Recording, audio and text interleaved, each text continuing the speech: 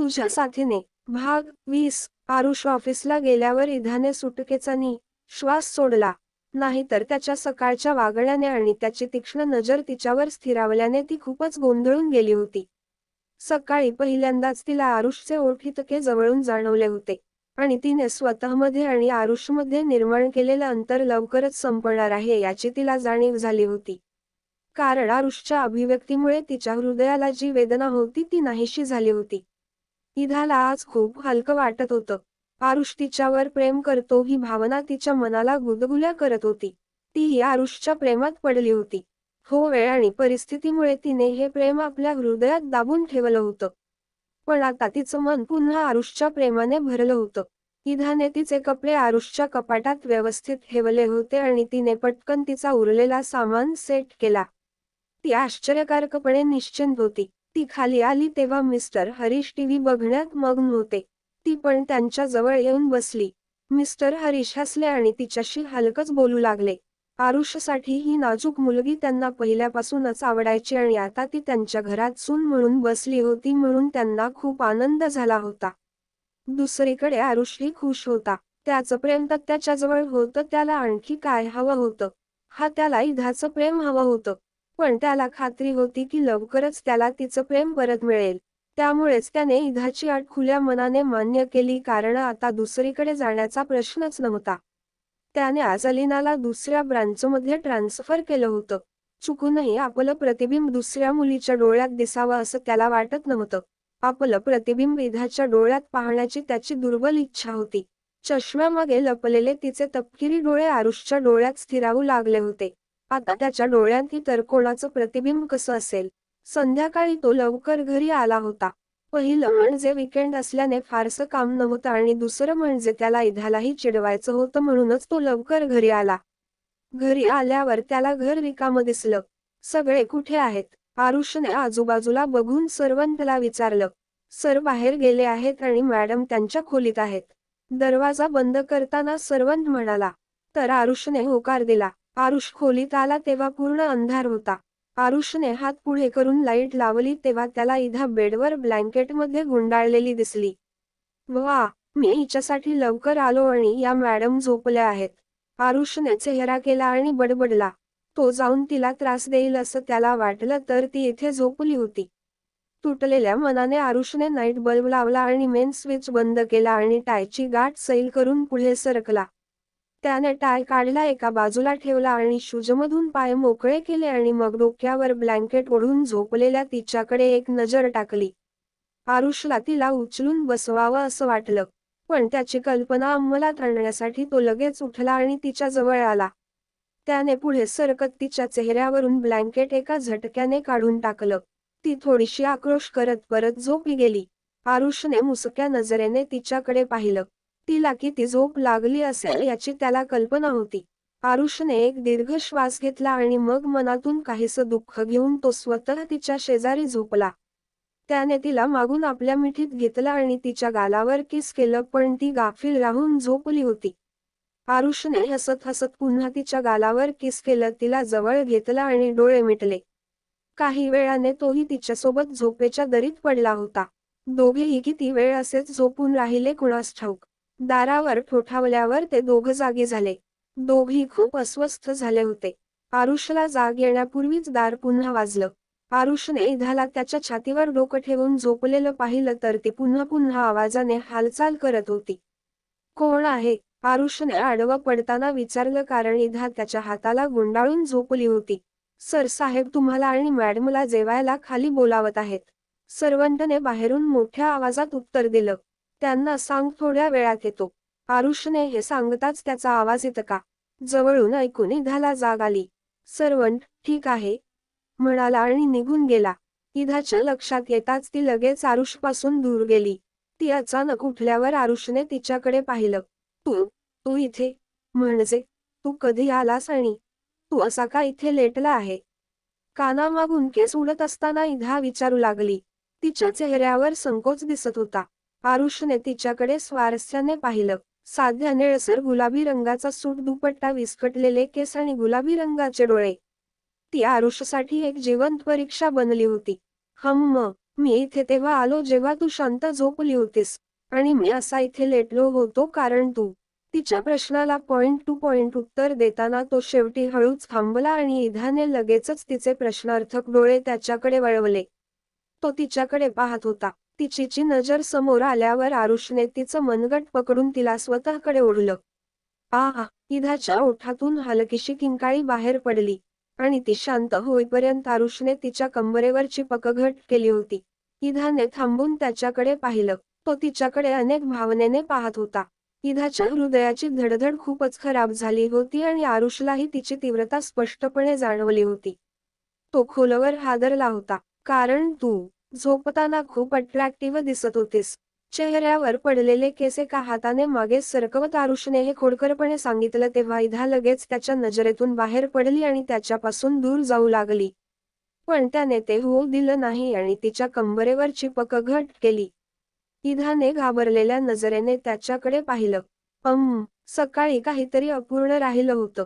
आरुषने तिच्या गळ्यात हात घालून तिचा चेहरा जवळ आणला आणि मध्यधून स्वरात बोलला तेव्हा इधाचा श्वास थांबला तर तिच्या अवस्थेची जाणीव नसलेल्या आरुषने तिला जवळ केलं होतं. आरुष सोड प्लीज. त्याच्या वागण्याने घाबरलेली इधा डोळे मिटून खालच्या स्वरात म्हणाली. शश. आरुषने डोळे मिटून तिला गप्प केलं आणि तिच्या ओठातून आणखी काही शब्द बाहेर येण्याआधीच आरुषने तिचे ओठ पकडले. इधाचे डोळे घट्ट मिटले होते. आरुष हे डोळे मिटून भावनांच्या समुद्रात बुडाला होता. इधाचे मऊ मऊ वक्र आणि गोड ओठ त्याला सर्व काही विसरायला लावत होते. आणि इधा त्याचा शर्ट तिच्या मुठीत धरून त्याच्या हातात हरवली होती. दोघांच्या हृदयाचे ठेके एकच वाद्य वाजवत होते. प्रेमाचं वाद्य. श्वास कधी एक झाले ते दोघांनाही कळलं नाही. काही क्षणांनंतर जेव्हा आरुषने तिच्या ओठांना स्वातंत्र्य दिलं तेव्हा इधा बंद डोळ्यांनी तिचा श्वास नियंत्रित करू लागली. आरुषनेही जड श्वासात मादक डोळे उघडले आणि इधाकडे पाहिलं जी कपाळावर हात ठेवून लांब श्वास घेत होती. तिच्या गुलाबी थरथरत्या ओठातून रक्ताचा थोडासा थेंबही बाहेर पडला होता ज्याचा एक भाग आरुषच्या ओठांवरही होता. ए चष्मिश. आरुषने तिला हळू आवाजात हाक मारली तेव्हा इधाने अनिच्छेने तिच्या पापण्या उघडल्या. आणखी पाहिजे. आरुषने डोळ्याच्या इशाऱ्याने विचारलं तेव्हा इधा लगेच शुद्धीवर आली आणि तिने पटकन त्याचा शर्ट सोडला आणि घाबरून त्याच्यापासून दूर गेली. आरुष हे मनापासून हसत उठून बसला. इतर कोणताही विचार मनात न ठेवता इधाने लगेच बेडच्या खाली उतरून वॉशरूमकडे धाव घेतली. तर मागे आरुषचं हास्य असह्य होतं जे इधाला वॉशरूमच्या आतही ऐकू येत होतं. हृदयावर हात ठेवून तिने आपल्या बेलगाम हृदयाचे ठेके नियंत्रित केले जे सतत आरुषचं नाव घेत होते. आरुष तुम्ही कुठे जात का नाही फिरायला? सगळे जेवणाच्या टेबलावर बसल्यावर मिस्टर हरीश आरुषला म्हणाले आणि खाण्यात पूर्णपणे मग्न झालेल्या त्याने त्यांच्या बोलण्यावर हात थांबवला आणि इधाकडे पाहिलं. चलशील? आरुषने नॉर्मल रीतीने विचारलं होतं पण तिथे आधीच मोठ्या कष्टाने बसलेल्या इधाला ते खूप विचित्र वाटलं. नाही नाही मला बाहेर फिरायची आवड नाही आहे. इधा पटकन म्हणाली आणि तिने तिची शांतता परत मिळवली आणि पुन्हा तिच्या ताटावर टेकली. आरुषने त्याच्या डॅडकडे त्याच्या निळ्या डोळ्यांत एक मोहक चमक दाखवत इशाऱ्याने म्हणाला, तुम्हीच बघा माझा काही दोष नाही. का बेटा जाऊन या. हेच तर बाहेर जाण्याचे दिवस असतात. मग नंतर हवा असेल तरी वेळ मिळणार नाही. लीना नेहमी माझ्याकडे तक्रार करायची की मी तिला बाहेर कुठे घेऊन जात नाही. मिस्टर हरीश त्यांच्याच स्वरात बोलत होते. आज बरीच वर्षे लोटली गेली होती. त्यांनी त्यांच्या पत्नीचा उल्लेख केला आणि आरुषचा चेहरा क्षणार्धात कडक झाला. डॅड. जेव्हा आरुषने त्याला विचित्र कठोरपणाने अडवलं तेव्हा ते काय बोलले होता हे त्यांच्या लक्षात आलं. आरुष जेवण सोडून उठला आणि आत गेला. मागे इधा आणि मिस्टर हरीश एकमेकांकडे पाहू लागले. तो आजपर्यंत विसरला नाही त्या गोष्टीला. मिस्टर हरीश यांनी खेदाने हे सांगितलं तेव्हा इधाच्या चेहऱ्यावरचं दुःख स्पष्टपणे जाणवत होतं. तिलाही वाईट वाटलं पण त्यांचं सांत्वन कसं करावं हे समजत नव्हतं. जाऊ दे. तू जेवण कर काही वेळात बरा होईल तू. मिस्टर हरीश यांनी तिला गप्प बसलेलं पाहून पटकन हसून सांगितलं आणि ती सुद्धा जेवण करू लागली. पण तिला माहिती होतं की ते स्वतःला कंपोज करत आहे. त्यांचा मान ठेवून इधाही अनिच्छेने जेवू लागली. पण तिची नजर पुन्हा पुन्हा आरुषच्या ताटाकडे जात राहिली जी अपूर्ण होती. मिस्टर हरीश यांना दूध देऊन ती खोलीत आली तेव्हा तो टीव्ही पाहण्यात व्यस्त होता. हातात रिमोट धरून सोफ्यावर बसून मॅच बघत होतो. थोड्या वेळापूर्वी घडलेल्या गोष्टींबद्दल चेहऱ्यावर काहीतरी आहे प्रतिमा तिथे नव्हती. त्यानेच आपल्या भावनांवर नियंत्रण ठेवलं होतं. विशेषतः जेव्हा ते त्याच्या आईच्या बाबतीत आलं होतं, परंतु इधाला माहीत होतं की त्याच्या आईच्या उल्लेखाने तो दुखावला गेला आहे. त्याचं मन अजूनही दुखत होतं, पण तो स्वतःला एकदम नॉर्मल ठेवत होता. जणू काही काळापूर्वी असा प्रकार घडलाच नाही. इधाने दरवाजा बंद केला आणि पुढे जाऊन तिच्या हातातला ट्रे टेबलावर ठेवला. आवाज येताच आरुषने टीव्हीवरून नजर काढून त्या दिशेने पाहिलं. ट्रेमध्ये फक्त जेवण होतं जे त्याने अपूर्ण ठेवलं होतं. संपव, इधाने त्याच्याकडे बघून जबरदस्तीने काहीतरी सांगितलं आणि तो त्याच्या बायकोच्या वागण्यावर अनियंत्रितपणे हसला. त्याने इधाचा हात धरला आणि तिला खेचून आपल्या मांडीवर बसवलं. आरुष, अचानक झालेल्या या कारवाईवर इधाने त्याला अडवून उठण्याचा प्रयत्न केला, पण त्याने तिला उठू दिलं नाही आणि कमरेभोवती हात घट्ट बांधला. मला खाऊ घाल, तिला त्याच्या खोल नजरेखाली घेत आरुष म्हणाला. दुसरी वेळ असती तर इधाने नकार दिला असता, पण यावेळी तिला इच्छा असूनही नकार देता आला नाही आणि ट्रेमधून प्लेट उचलून चमच्यात भात घेतला आणि जबडा वर केला. आरुषने एखाद्या चांगल्या मुलासारखं तोंड उघडलं. इधा फक्त त्याच्या मांडीवर बसून त्याला खाऊ घालत राहिली आणि त्याने तिच्या कंबरेला मिठी मारून तो तिच्याकडे बघतच राहिला. तू अंकलला असं नको बोलायला हवं होतं आरुष. त्यांना हर्ट झालं. शेवटचा चमचा भरवल्यानंतर इधाने स्वतःच बोलायला सुरुवात केली आणि ओठ हलवले. मलाही हर्ट होतं. त्यांनीही तिचा उल्लेख करायला नको होता. तिच्या हातातून चमचा काढून परत ताटात ठेवत आरुष गंभीर स्वरात म्हणाला. ती त्यांची बायको आहे आरुष. ते आता त्यांचा उल्लेखही करू शकत नाही का? इधाने त्याच्याकडे बघत गंभीरपणे विचारलं. आहे नाही होती. ती त्यांची बायको होती. आता ती दुसऱ्याची बायको आहे. आणि त्यांनी दुसऱ्याच्या बायकोचा उल्लेख करायला नको. तिला दुरुस्त करत आरुष म्हणाला. त्यांची बायको होती, पण ती तुझी आई आहे. हे पण तू नाकारशील का? इधाने त्याच्या डोळ्यात बघत विचारलं. जिथे एक विचित्र दुःख उतरलं होतं. तो 2 क्षण गप्प बसला. माझ्या आईने ज्या दिवशी स्वतःला माझ्या हातातून सोडवलं त्या दिवसापासून ती माझ्यासाठी मेलेली आहे. आरुषच्या स्वरात तुटलेल्या काचेची एक टोचणी होती जी कोणाचंही मन फाडून टाकू शकत होती.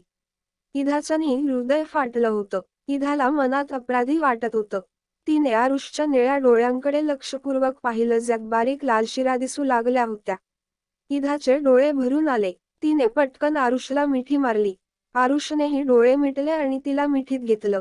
तिच्या निळ्या डोळ्यांतून पटकन 2 अश्रू वाहू लागले. हे गाईज, सर्व काही सुरळीत सुरू आहे. बघूया इधा केव्हा त्याच्यावर आधीसारखं प्रेम करायला लागेल. अजून काय त्यांच्या दोघांच्या नात्यात येतं. सर्व काही सुरळीत चालेल की अजून काहीच नवीन वादळ उठेल? त्यासाठी वाचत राहा तुझ्या साथीने.